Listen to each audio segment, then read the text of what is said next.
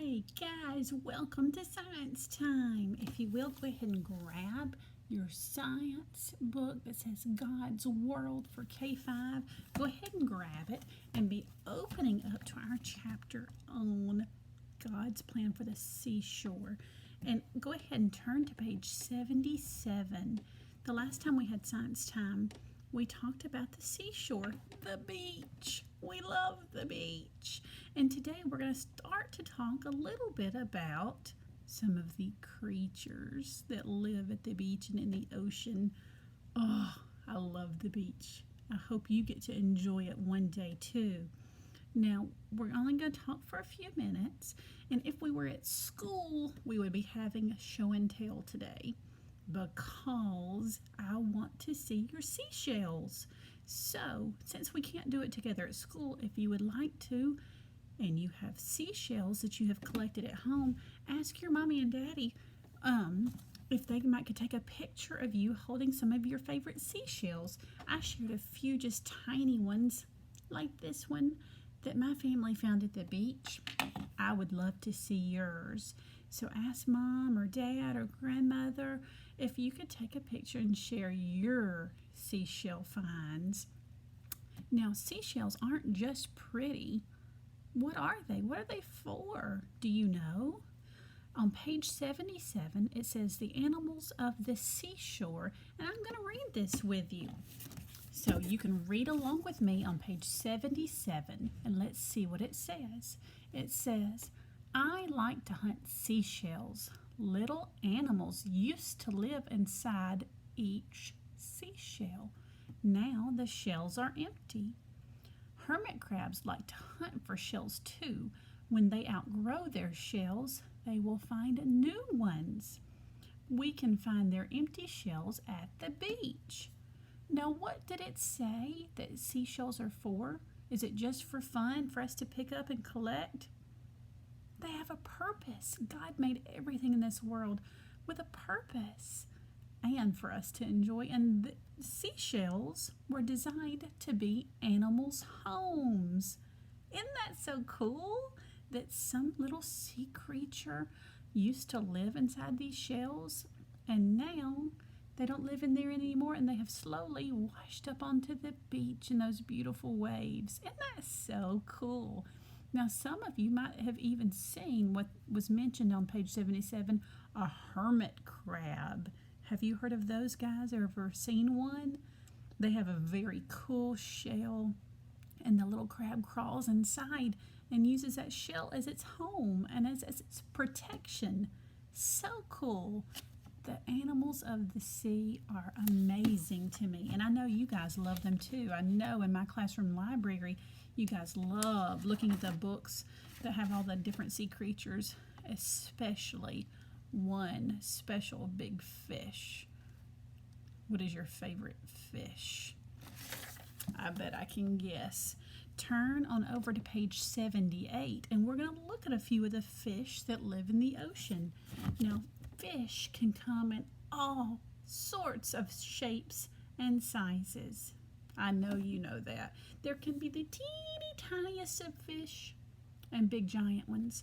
On page 78, read along with me and I'll read it to you. This is what it says. It says, God created fish in all shapes, colors, and sizes. A fish uses gills to breathe under the water. Fins help a fish to swim, and most fish live in special groups like families, but big families, and do you know what those are called? Schools. I love that they called schools.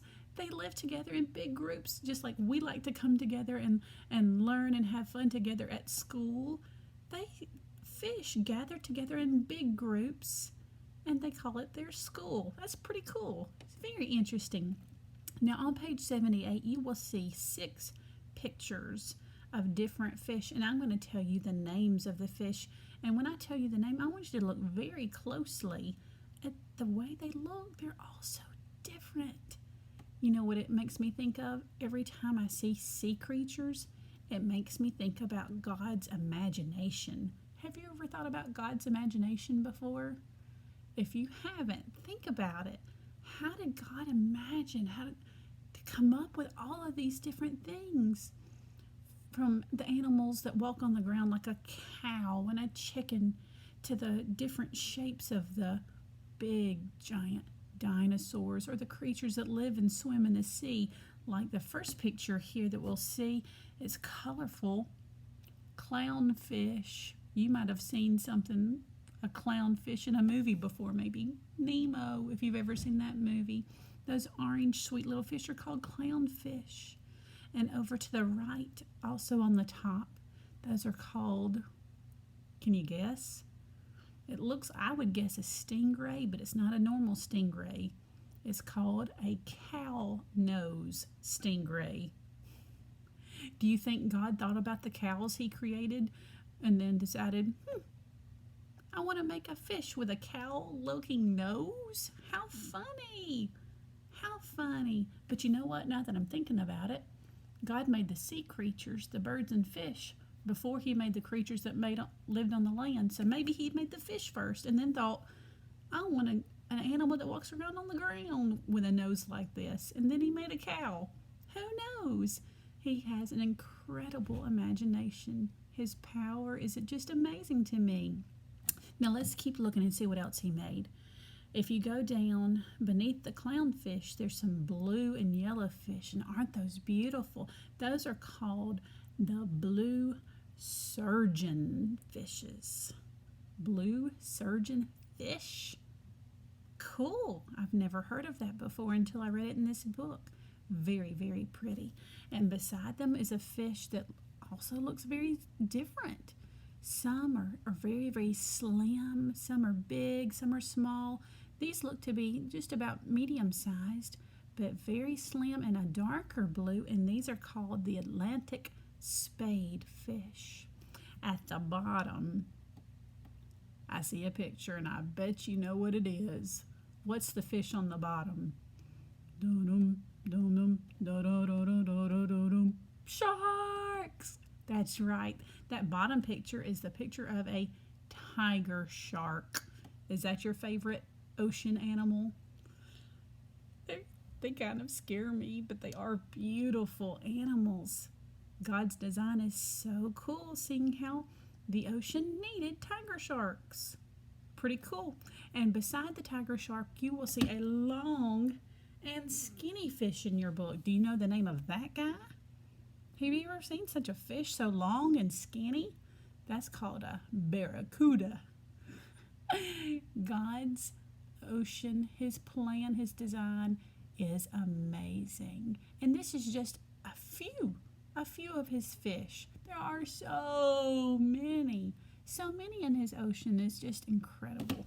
We'll turn on over to page 79, and we're going to talk about another creature you might have seen before. What is on page 79? Crabs. Yes. Read along with me when I tell you about this funny little guy. A crab is a funny little animal. He has 10 legs. 2 of them are pinchers. His eyes are on stems, and when he runs sideways. A crab likes to fight. He likes to pinch. Now this is the coolest part of all. If his leg gets bitten off, he will grow a new one. Did you know that about crabs? Isn't that amazing? God designed some animals, like a crab, that if they lose a leg or an arm, kind of like an octopus maybe, if they lose a leg, that crab will grow a new one. Isn't that amazing? So cool. Now, very few other animals can do that. God even takes care of you, but he also takes care of even the smallest little creature at the beach or in the ocean, a crab. God takes care of us in amazing ways, and in this guy, he lets him grow a new leg. Pretty cool to think about, isn't it? Very neat. I like its colors too. Crabs can be all sorts of different colors. The big picture is a traditional color of a reddish orange crab you see. But if you look up at the top, that smaller picture, what color is that crab? It's kind of a sand color. Did you know that there are crabs that live on the beach they match the sand perfectly, called sand crabs? There are also crabs called ghost crabs. Have you ever heard of that? Are they ghost? No, they're just called that because of their color. They're white, almost like see-through color. It's pretty cool. Again, I love God's imagination. Oh, if we were at school, I would want to hear about your adventures on the beach. If you have ever seen a crab or gotten bitten by a crab, oh, one day will you share that story with me? I would love to hear it. Now, the last one we're going to talk about today is on page 80, so you can go ahead and turn over to page 80, and this is the story about, or this is the real, it's not a make-believe story, this is the truth about a starfish. It's one of my most favorite. Well, I almost said fish in the sea, but guess what? A starfish is not a fish, but it is alive.